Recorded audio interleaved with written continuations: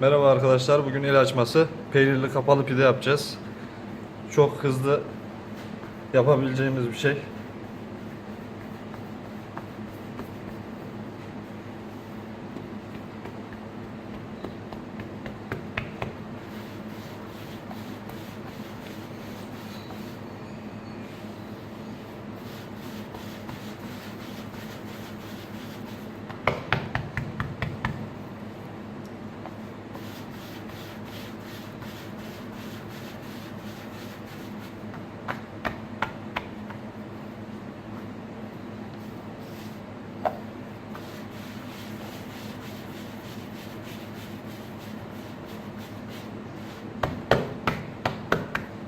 Evet, peynirimizi maydanozlu bir şekilde koyuyoruz.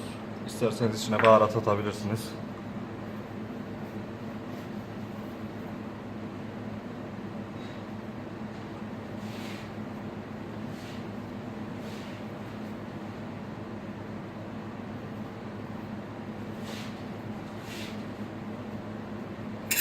Kenarlarını kesiyorum fazlalığını.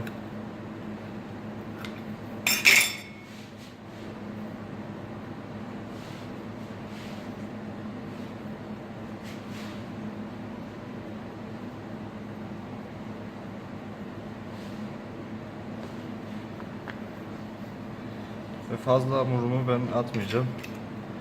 Değerlendireceğim ben bu hamuru. Üstüne dekor yaparaktan.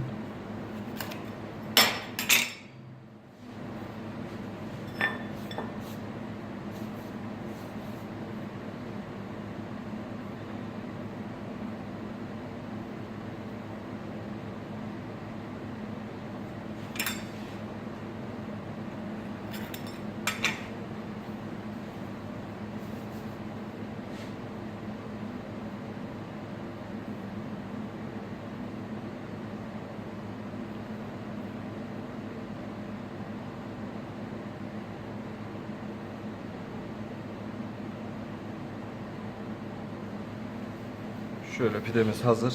180 derecelik fırına atmaya gidiyoruz şu anda. Ve pidemizi sunum tabağımıza alıyoruz. Daha önceden hazırladığımız.